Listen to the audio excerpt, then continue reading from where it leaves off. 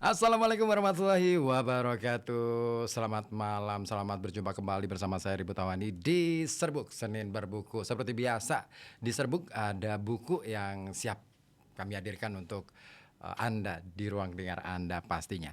Nah, masih melanjutkan buku yang kemarin-kemarin ya, rempah-rempah persaingan dan perebutan pada abad ke-16 yang membentuk dunia modern, ditulis oleh Roger Crowley, seorang sejarawan sekaligus penulis buku-buku bestseller. Nah, kemarin kita sudah masuk ke bab yang kelima ya, dan kita akan lanjutkan lagi perjalanan kita ya, menelusuri seluk-beluk lekuk-lekuk dari buku ini. Oke, menarik ya, semakin menarik isi buku ini karena bercerita tentang bagaimana kemudian Portugis ya terutama ya mencoba untuk melakukan uh, penetrasi atau tekanan ya.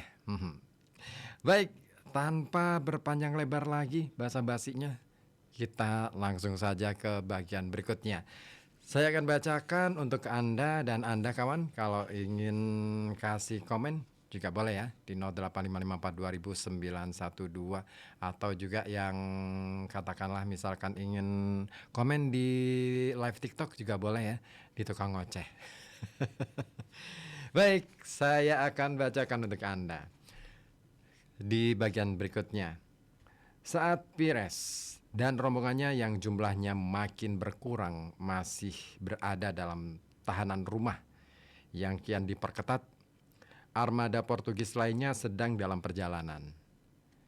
4 kapal meninggalkan Kochi di pantai barat India pada April 1522 di bawah pimpinan Martin de Melo Coutinho.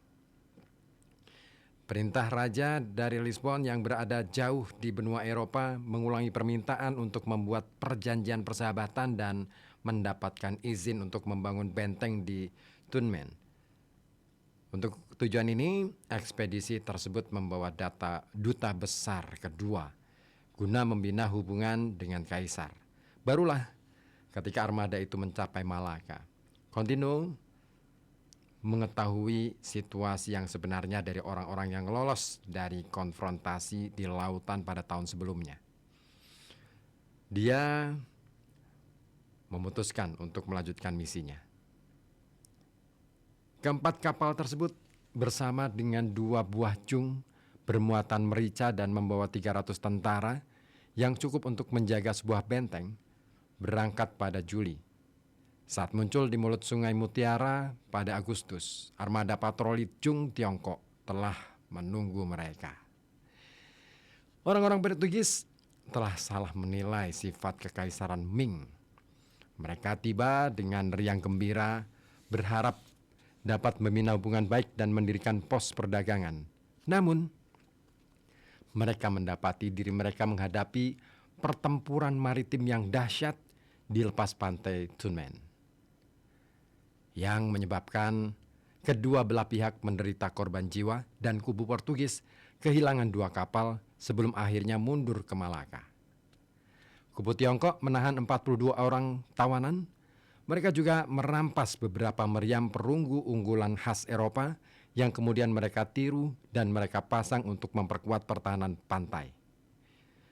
Berapapun kerugian materi yang terjadi setelah pertempuran di Pulau Dagang, itulah nama yang diberikan oleh bangsa Portugis.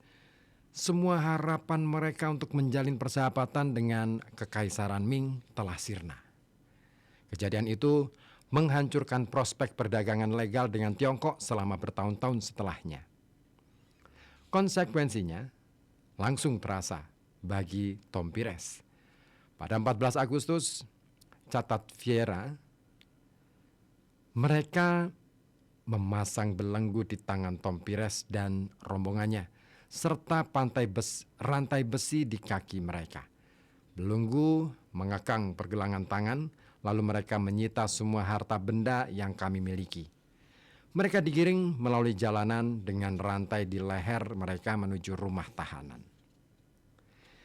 Di sana, mereka melepaskan belenggu kami dan memasangkan rantai yang lebih besar. Belenggu mengekang kaki kami dan rantai besi di leher kami. Dan dari sana mereka membawa kami ke penjara ini. Di pintu masuk penjara, Antonio de Almeida meninggal akibat belenggu berat yang harus kami tanggung. Seluruh lengan kami bengkak dan kaki kami lecet karena rantai yang dipasang kencang.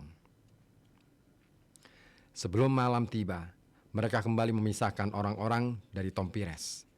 Lalu menggiringnya sendirian dengan bertelanjang kaki tanpa topi di tengah ejekan anak-anak lelaki ke penjara Guangzhou.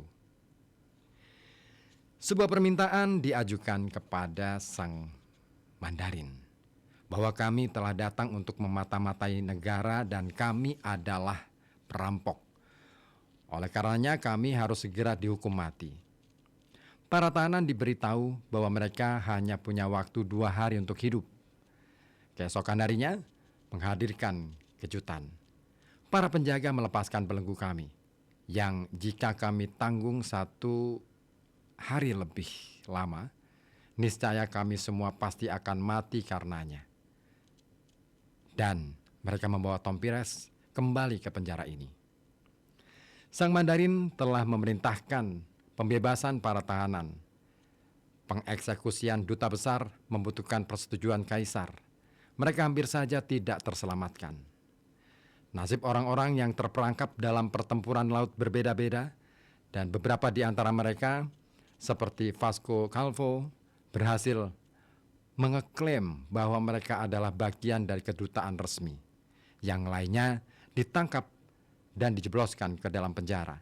Beberapa dari mereka mati kelaparan dan ada pula yang mati dicekik. Simao, sang juru bahasa, dan Balante Ali dipenjarakan. Ali meninggal di dalam penjara. Mereka menghantam kepalanya dengan palu dan mereka pun membunuhnya. Simao yang ditempatkan di penjara Guangzhou mati akibat pemukulan. Yang lainnya mati karena kelaparan di jalanan sambil membawa papan dengan pesan. Perampok laut kecil dikirim oleh perampok besar. Mereka datang untuk memata-matai negara kita. Biarkan mereka mati terpotong-potong sebagai perampok. Saat itu hanya 23 dari 42 orang yang tertangkap dalam pertempuran laut yang masih hidup, menunggu pengumuman resmi hukuman mati oleh pejabat kota. Mereka semua dieksekusi pada tanggal 23 September 1523 di depan umum di beberapa bagian kota. Di jalanan, di luar tembok kota, di pinggiran kota, pada jarak 1 tembakan busur silang antara satu sama lainnya, agar semua orang dapat melihat mereka, orang-orang di Cantau maupun orang-orang di daerah sekitarnya, untuk memberikan pemahaman bahwa pihak pemerintah sama sekali tidak memedulikan orang Portugis, supaya masyarakat tidak membicarakan orang Portugis. Setiap tubuh tahanan dipotong-potong, kepala, kaki, lengan, dan organ pribadinya dimasukkan ke dalam mulut mereka. Tubuh mereka dibelah menjadi 2 bagian di sekitar perutnya. Lalu kepala dan organ pribadi mereka diletakkan di punggung orang Portugis dan diarak di hadapan para Mandarin Guangzhou, diiringi permainan alat musik dan sorak-sorai kegembiraan. Kemudian dilemparkan ke tumpukan kotoran. Dan sejak saat itu, pemerintah memutuskan untuk tidak pernah mengizinkan lagi orang Portugis maupun orang asing lainnya masuk ke dalam negeri. Pertunjukan di muka umum ini dirancang untuk warga setempat agar mencegah mereka sebesar apapun godaannya dari berdagang dengan Volangji. Rombongan kedutaan yang ditahan tetap dibiarkan hidup, tetapi akhirnya menyerah satu persatu. Vieira mencatat situasi tersebut. Kami dalam rombongan berjumlah 13 orang. Beberapa orang telah meninggal dalam perjalanan ke dan dari Beijing. Selain itu, 3 atau 4 pemuda mati di penjara ini karena belenggu yang berat. Cristóvão de Almeida, juga George Alvarez. Keduanya orang Perancis, juru tulis penjara yang mabuk anggur membunuhnya dengan cambukan dan dia meninggal dalam waktu 6 hari. Pero de Veritas meninggal di dalam penjara dan Tom Pires meninggal di sini karena sakit pada tahun 1524 bulan Mei. Dengan demikian, dari seluruh anggota rombongan pada saat ini, hanya tersisa 2 orang saja. Kedua penyintas, Cristóvão Vieira dan Vasco Calvo, menulis surat-surat panjang yang diselundupkan ke Malaka, kemungkinan besar melalui saudagar Melayu, dan ditunjukkan untuk Raja Portugis. Surat-surat ini bukan hanya memperinci nasib rekan-rekan senegaranya, melainkan pula memberikan penjelasan panjang lebar tentang negara Tiongkok, adat istiadatnya, serta kekuatan dan kelemahan strategisnya. Surat Calvo berisi analisis luar biasa tentang cara menaklukkan Guangzhou dan pesisir Tiongkok. Di dalamnya, mungkin ada semacam harapan tersirat bahwa mereka dapat membujuk Raja Portugis untuk mengadakan misi penyelamatan yang berapi-api. Suara Calvo memudar ke dalam keheningan. Karena para Mandarin ini takut dengan kami, Sir, bahwa kami sudah mengenal negara mereka, itulah alasan mereka tidak mau melepaskan kami dan terus menahan kami di penjara ini. Saya tidak mampu, Sir, untuk menulis lebih lengkap karena tangan saya terasa sakit dengan luka yang terus menganga terbuka, dan karena Cristóvão Vieira telah menjelaskan segala hal lainnya. Ditulis di penjara ini pada bulan Oktober dan hari ke-10.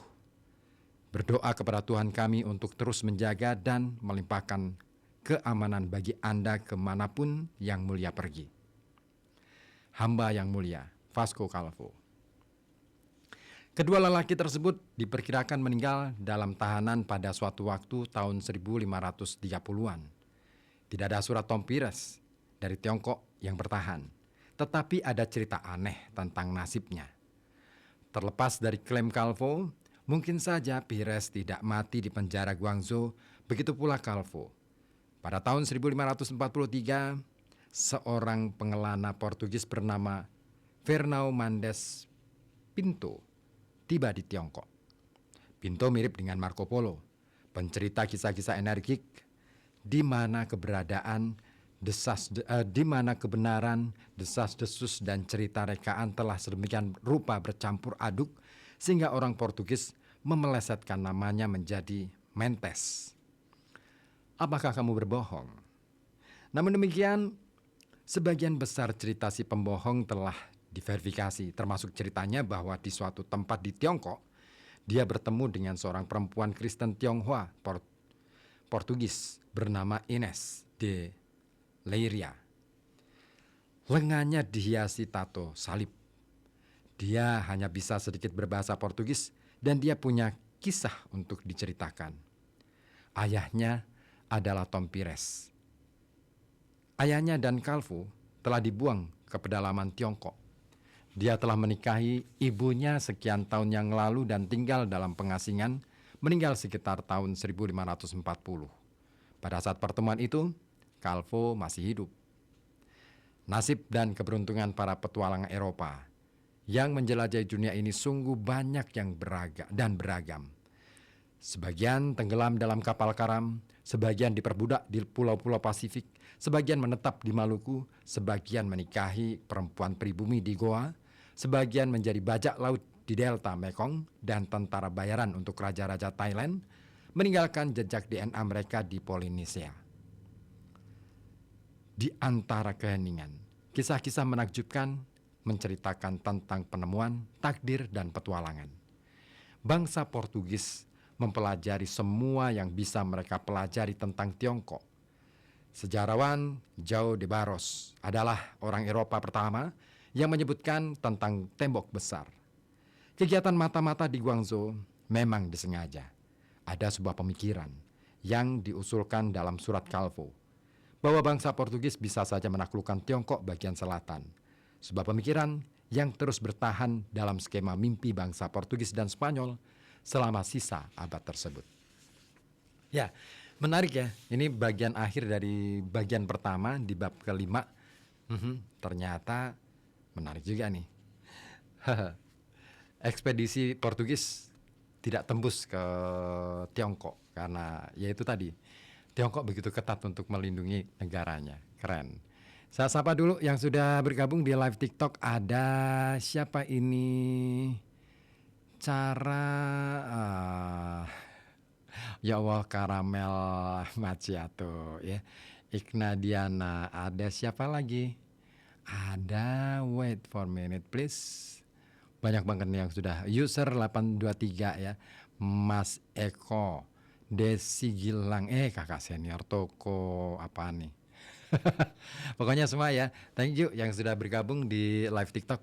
Dan sebelum kita lanjutkan ke bagian kedua dari buku ini, bagian kedua ini diberi judul oleh Roger Crowley, para pesaing pertempuran memperebutkan Kepulauan Maluku antara tahun 1522 sampai 1546, bagian 2 ya. Nanti ada berapa bab nih. Oke. Kita simak terlebih dahulu tebar apa ini? Tebar Hidayah Ramadan THR. Untuk Anda, jangan kemana-mana, tetap di sini di FM 91,2 Radio Kota Batik.